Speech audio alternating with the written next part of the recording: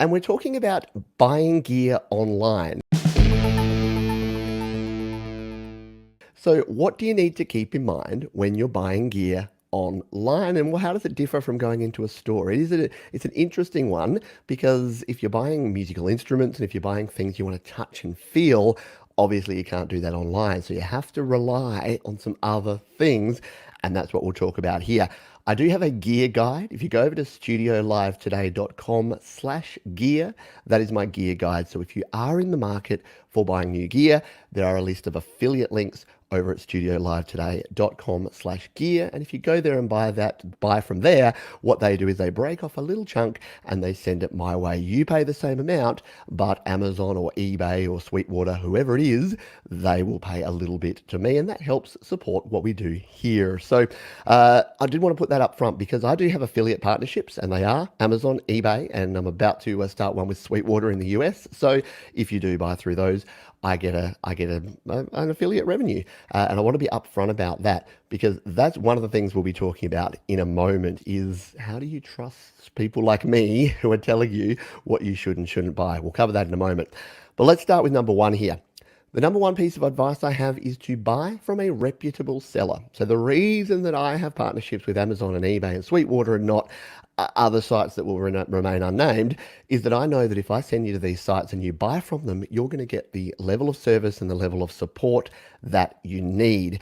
Just like if you go into a brick and mortar store, you tend to go to the stores that you trust, that you've used before, that other people. And here's the problem. If you have an issue and you've bought something from musicstufforus.com that just popped up 3 months ago, and because they were $10 cheaper than Amazon, you decided to buy from them, well, guess what? If you hadn't heard of them, neither have the authorities. You go to report to them when they scam you out and they send you a brick in a box instead of that new interface that you were looking for. So that's my number one tip, is that it does pay to buy from a reputable reseller. It doesn't mean don't support small business. If you've got a small business in your town that does delivery, here in Australia, we've got places like Store DJ, DJ City. We've got some great places, Winston Music, great places you can buy from. So, but again, look at the reputation, how long have they been around, and what sort of after sales service are you likely to get.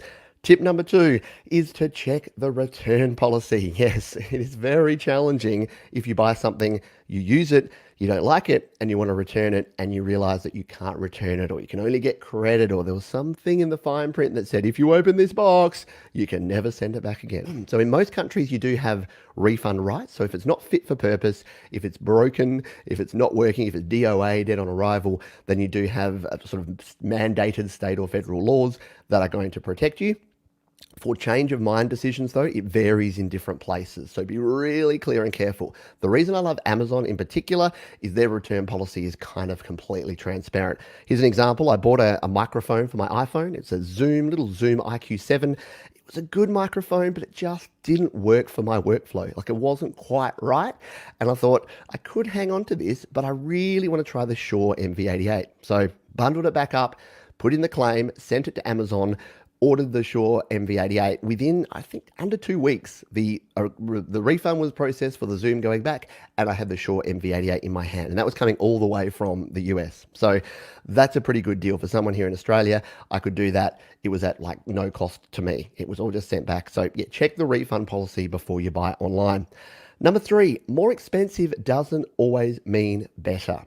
It's kind of like a bottle of wine. For wine drinkers out there, there is a low end, so you probably don't want to buy the cheapest. If you go onto eBay and find a $20 condenser microphone, you're probably not going to get a great quality recording. But the difference between a $100 and then a $200, $300, $400, $500, you're not going to get that level. So don't get a $100 mic and go, hey, if I buy a $400 Shure SM7B, I'm going to sound 4 times as good. It doesn't work that way. It's diminishing levels of return. Again, to the wine analogy, a $5 bottle of Plonk, or a cask of Goon, as we say, the boxes of cask wine here in Australia, that's going to be a big difference to a $20 bottle of decent wine you get from a bottle shop. But when you go from a $20 to a $50, unless you've got very discerning taste, you're not going to notice a significant difference. It's going to be diminishing levels. It doesn't go up at a proportional level. So keep that in mind when you're buying gear. Don't go out there and buy the most expensive stuff, because it's probably going to be beyond what you need. But at the same token, don't buy the cheapest stuff as well. And the fourth and final thing I wanted to talk about alludes to what I said at the start around reviews. Yes. Keep in mind that people can be incentivized for positive reviews of products. There's a few ways they can be incentivized. Number one, they can be paid. Hey, money talks, right? So someone like myself could be paid by a distributor. They could be paid by a manufacturer to do a review of their product. Now, good reviewers, good content creators will give you 100% disclosure in the text of the review, in the video itself, and for all of the reviews I do, and whenever I mention my affiliate links, I will always have in there, these are affiliate links. I receive a commission if you buy from these. So you can check that and make sure that you keep that in a grain of salt. The other thing that reviewers can do is they get free gear. So if I got some free Steinberg interfaces and then Steinberg said, hey, would you like to review these interfaces? Then I would go, yeah. Now, when I do it, I say yes. If someone wants to give me something, I'll say, I will check that out if it's something I'm interested in. But then when I do a review, I will put paid promotion on the review. And then I will actually say, because even if I'm receiving the gear, not the payment, it is still a paid promotion. I'm getting something, whether it's money or whether it's the actual gear, I'm getting something. And other channels are exactly the same. And again, the good ones will always tell you 100%. You'll be able to tell the difference anyway. The flip side is also true. So it's not only the good reviews you have to worry about, but the bad reviews that are on sites like Amazon.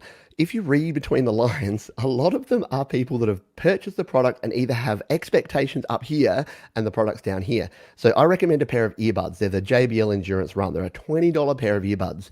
And they're really good. For $20, they're amazing. And a lot of people that give them negative reviews are like, these are not as good as my Beats by Dre $200 earphones. And I'm like, no, Sherlock. Yeah, they're not going to be as good as your $200 earphones because they're $20 earphones. And for $20 earphones, they're actually exceptional. But again, people's expectations, or they just bought something that's completely not fit for their purpose and they're really angry about it. Other thing about reviews, and Amazon are good with this because they tend to go through and scrape through, and any of the review bot farms or the people that are paid by the review to make positive reviews. Have you ever seen this? You've been on a website and you're like, there's just like Steve in Denver says, this is perhaps the greatest microphone in the history of the world ever, full stop. And then you go to another review and it's Steve from Denver. This is the greatest audio interface in the history of the world, full stop. And yeah, you can tell these. And the good sites will remove them.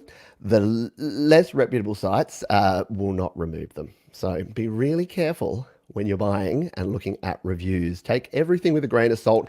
And on the positive side of this, like anything in life, just get multiple opinions. So if Pete says the Steinberg UR22C is an amazing interface because it's built like a tank, really quiet preamps, and has great audio quality, that's cool. But if you go to Amazon and buy it, then Pete gets an affiliate revenue. That's just how it works. But go to someone else's site, go to Google, go to YouTube, search that same device and see what other people are saying about it. And if they're saying the same sort of things, you can be pretty safe that it's the case. And if you're worried that I'm going to make you buy things, here's the thing. With a lot of these affiliates, it doesn't actually matter what you buy. So if I want to sell a particular product because I like it, and then you decide to buy something else, once you go and you use those links, anything you buy gets an affiliate revenue back to the person who sent you there. So that actually helps out. And hopefully what that's trying to do is not make people just want to sell the one most expensive product all the time. Because again, it's a challenge, because if someone's getting paid and they're getting paid to promote something, then you can't always take everything they say 100% on face value.